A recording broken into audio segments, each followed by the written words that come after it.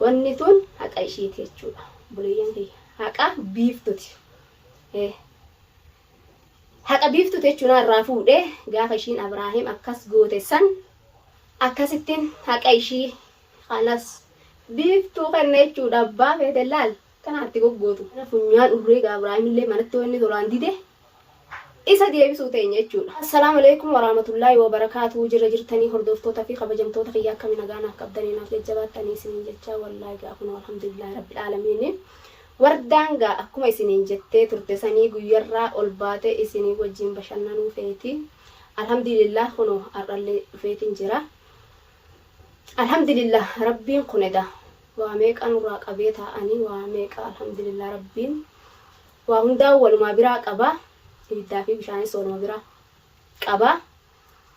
Biiftuu gaa kuno akkuma agartan rabbiin obboleeyyan rabbi walitti nu godhee walitti deebinaa dhiisii ijaan wal agarraa hin jenne gaa ijaan wal agarraa lubbuu wal baafnetti beena isinillee akkasumatti beektanii rabbiin kuno alhamdulillah ishiifis araarame ta'ee fi rabbumaatti ta'eef dhugaa rabbi rabbumaatti ta'eef malee ishii rabbumaa karaa deebi'ee fi kuno ishiinis akanatti gaa kuno sirrootte waata duraanii sanii miti gaani gartan waa meeqa nu goote waan nu godhin addunyaa tana kun tokkatti nu dhaabde jechuudha addunyaa guutuu waana qofaa miti sanuma gaarra kuno rabbii biraan dhuftee fi alhamdulillahi rabbil alamin obboleeyyan rabbi taanee jirra jechuunaaf ishiin obboleeyyan addunyaa akhiraa rabbiin nuuf haa godhuu du'aayii wajjin nu godhaan isiniin ja'a rabbiin qajeelchee biiftuu akkasi jallattuu san rabbiin sirreesse rabbiin akkanatti walitti nu fidee jechuu akka obboleettii tiyya daranii ishillee na wajjin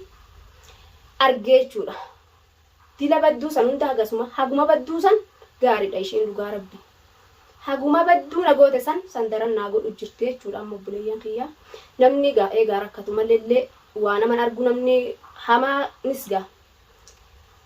Rabbiin araaramuu fi danda'a jechuudha. Hamas araarameef rabbiin karaa deebi'ee karaa rabbii deebitee jirti jechuudha obboleeyyan kiyya ishiinis karaa rabbii deebitee jirti dhugaa obboleettiin haa taate dhugaa onneerraan jaaladhe anilleen ammaan tana akkuma agartan gaa ishilleen kunoo dhuftee na bira dhaabbatu jirti guyyarraa na jajjabeessitee na wajjin rakkoo fi bal'ooti hunda na wajjin hammalatu jirti jechuudha haguma kanatti argee haguma kanatti gaanguma xiqqatti nama agartaa barnama haguma xiqqatti agarta jechuudha gaa.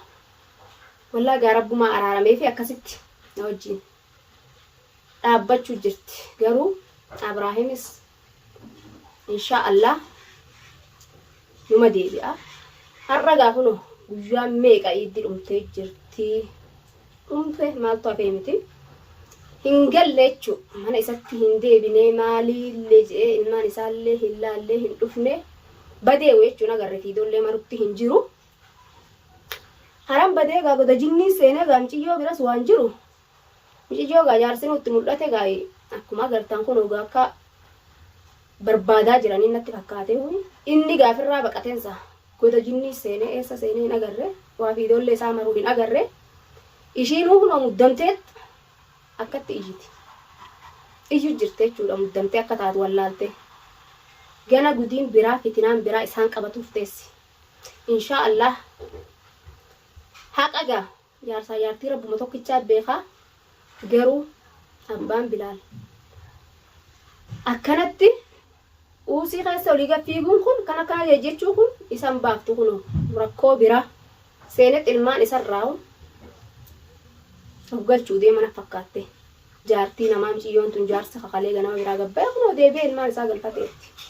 Eegaa namni aqalli ishii jaartiin dhiiraa takka hagam amata lamaa fi sadillee numa turtii numa obsiti ishiin immoo kaleessuma inni immoo galchuu kunnaan duruu duubaa gabbaafattee eegaltee jechuudha.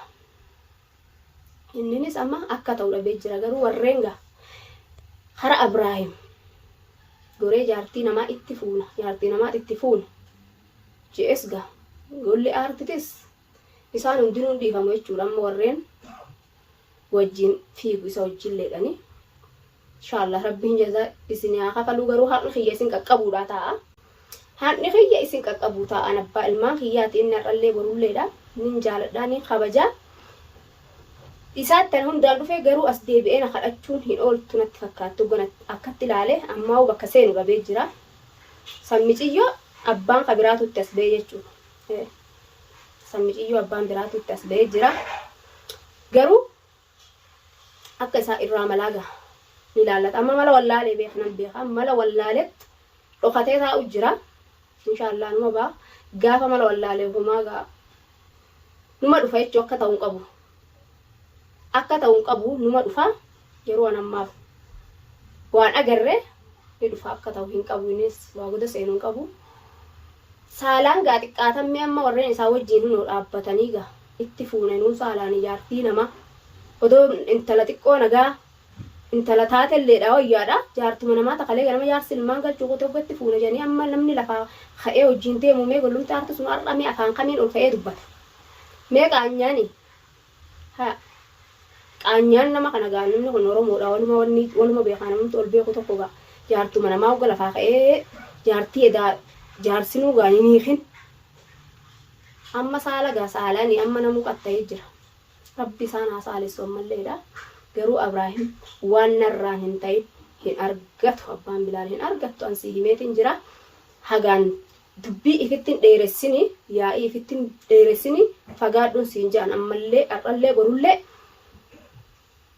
waanin haadha mana keetii haadha ilmaan keetii ta'eef hamtuu tante hin fedhu hamtulleen akkasirra ooltu hin fedhu jaartii namaa biraa fagaadhuun siin ja'a. Eeta jaarsan qabne sanuuni diddeeti amma tana hunoo tajaarsi kalee ganama biraa gabbee har'a hunoo ol deebe irraa fagaadhu gaalaa biraatiin hin barbaadini silaafis fagaattee jirtaa'u fagaadhu mallee alaalatti si agarraan ummanni si dhumattee jirti ishii fuudhumatte ishiin muddamtee kun akkanatti iyyite akkuma argitanii. Kanaafuu gaabbuleeyyan kiyyaan amma biiftuu obboleettii godhadheetiin jira. Obboleettii rabbi godhadheetiin jira.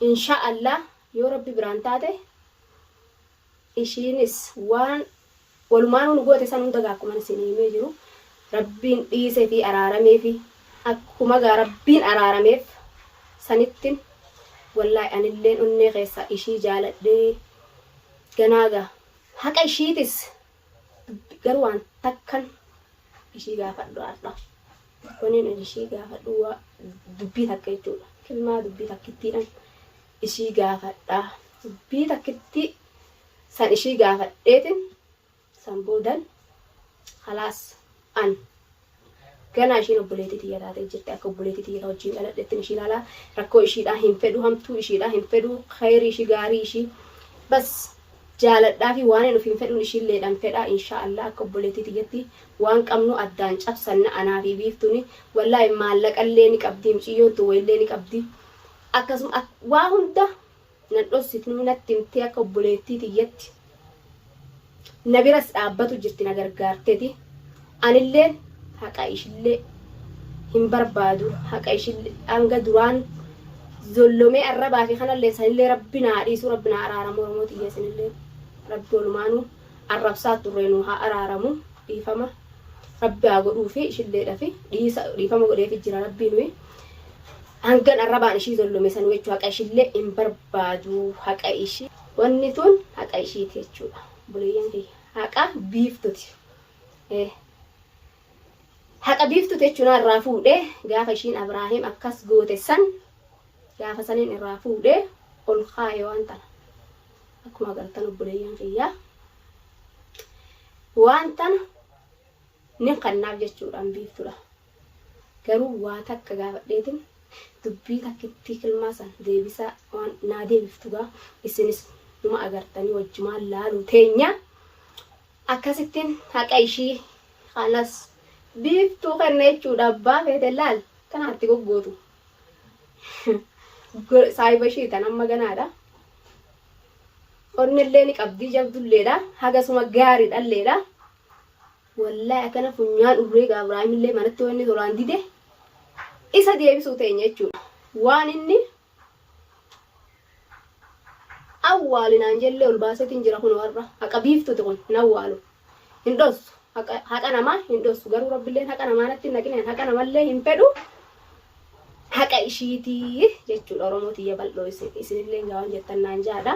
wanni kun aqashiiti ni beektan akkuma ni beektan waan isinii mun qabu akkuma beektan sani hanni ishii kunis deebi'uu fi qabaa biiftuu teenya qaalee fi gaariidhaaf deebi'uu qaba deebisaa immoo naa kenna Oromoo tiyya bal'oo waan ishiiti haqa ishiiti annin kennaaf akkuma agartan an kennuufi fintaa inshaallah walumaanuu gaa biiftuu teenya qaalis waan ishiin naan jettu ni fudhatti waan tanagaa wardaa teenya si'iise naan jetti an garuu akka ishiin naa dhiiftullee hin fedhu haqa ishiitiin man kennaafi tanaafuu gaa abbaan bilaalis goda seenuu qabu ni galeennee jirra inshaallah rabbiin naannessee harka kiyyatti isa deebisuu ta'a inshaallah bismillah du'aayi naaf godha na jajjabeessaa na bira dhaabbadhaan isiniin ja'a Oromoo tiyya qaalii wannin isiniin jiru hin jirtu wallahi ammaan tanagaa aboo ilmaan kunis areedha nama godhaa ilmoon tunis edaayi namni ilmaan dhale lukaa caccabee jira amma gaayoon waan fedhe jeenillee isaan